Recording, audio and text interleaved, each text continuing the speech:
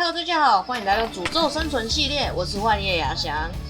今天我们要面对的诅咒是挖掉东西就会生成生物。如大家所看到的一样，我在沙漠里面挖这些木棒的草的时候呢，它就会生成一些敌对生物，也有可能是友善生物，都有可能，这是随机的。然后这边呢，就是我们在挖我们的第一棵树。同时，我们也发现，我们如果挖的这个方块上面还有一个方块的话，长出来的生物大部分都是会被卡住的，然后不能 A 到安德。不过这个技巧呢，我们还是会在这次的实况呢常常使用到。OK， 没关系，死了就再来一次，没有问题。那这边呢，我们挖石头也是一样的技巧，只是这个地方可能要注意一下，如果你这个格子旁边是空的话。他们可能会走出来，像现在这样子。但是呢，这两只苦力怕其实对我们这个系列来讲算是一个双面刃啊。因为苦力怕爆炸之后，我们就可以很轻松的收集到这些资源，然后也不会长出一些额外的生物。那我们第一晚呢，也就顺利度过了，有很多羊。那这边呢，我们就击杀了一个突袭队长，这是一个重点，因为突袭队长会带给我们不祥之兆的 buff。然后我们就回去快乐收集我们的这个资源，因为这次的生存小屋呢，刚好这边有那个相思木，就绑原地形，所以我想说用相思木来盖我们的生存小屋。然后这边打到一棵草之后，就不小心长了一个村民，然后不祥之兆的 buff 加上村民，然后就苦力怕。OK， 总之呢，这个突袭就启动了。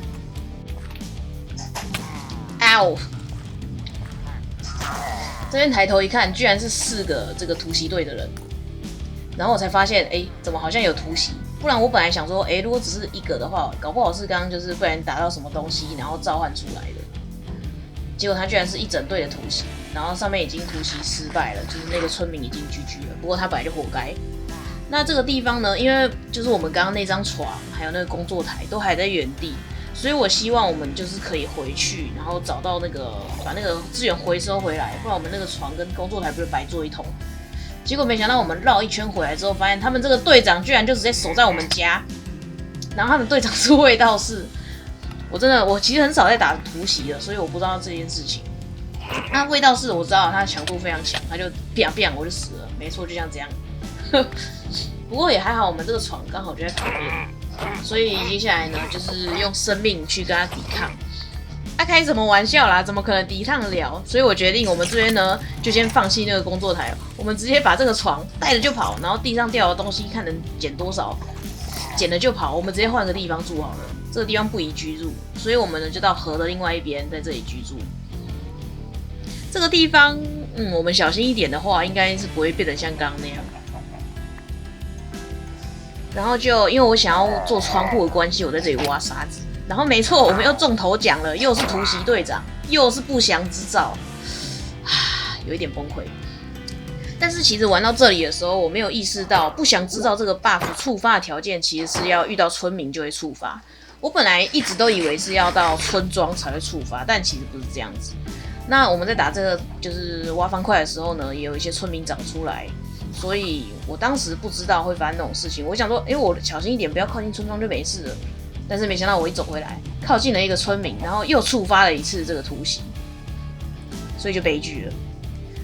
但是这次我不想要再离开这里了，因为这个地方我们房子都已经开始盖了，然后也很漂亮，很宜居，所以我不想要再离开这里。我们这次必须要守护我们的家园。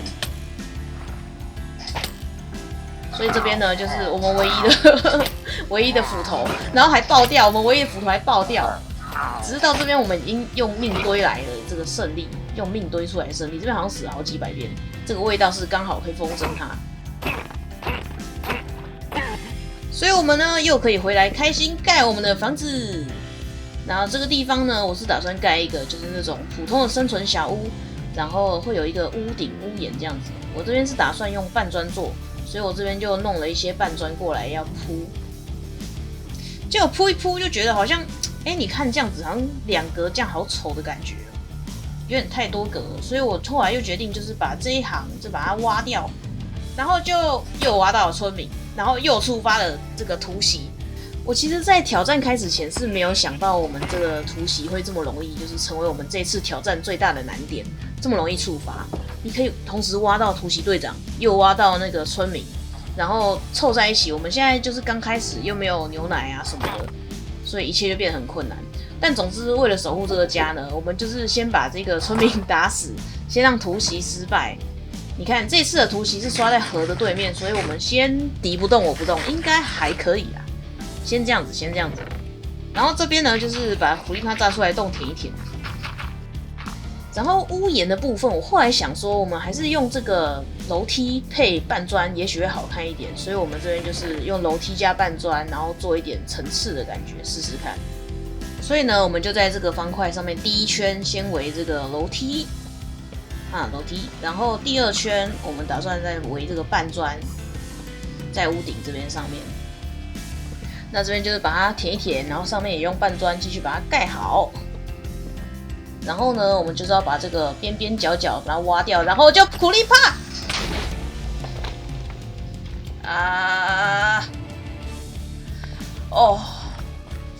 为什么那么多个怪物偏偏是苦力怕，然后还偏偏把我这个原木炸掉，全都炸没了，害我又要去挖更多树。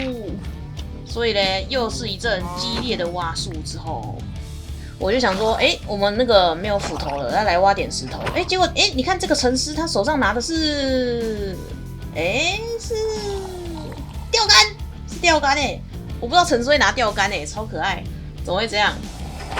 给他死！那回来继续修复我们这间房子，终于把刚刚苦力怕炸掉的地方又修好了。那接下来呢，就是把我们剩下的屋檐盖一盖，然后稍微就是处理一些小细节，这间房子应该就完美的大功告成了。你觉得我们有可能会这么顺利吗？我其实这边是想说，我们房子里面都是杂草，好丑来除草一下好了。你就知道会发生什么事情。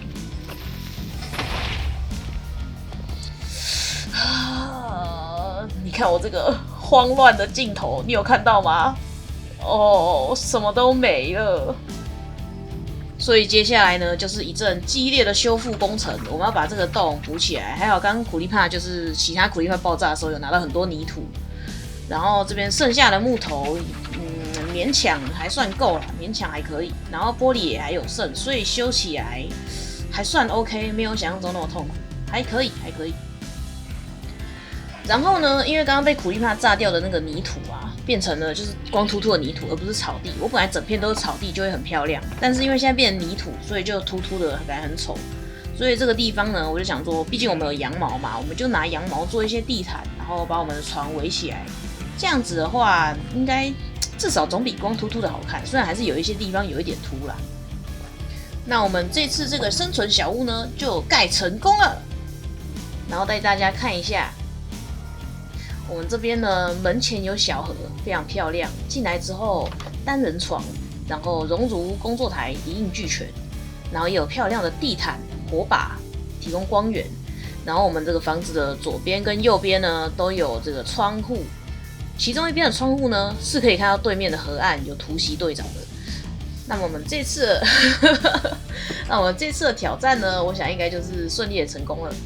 大家应该也有发现，这一集做的方法呢跟以前不太一样，是幕后配音的。那如果大家喜欢诅咒生存这样子的系列呢，点下右下角的喜欢，或者留言告诉我想继续看看，左下角订阅。那我们这次诅咒生存就到这边了，拜拜。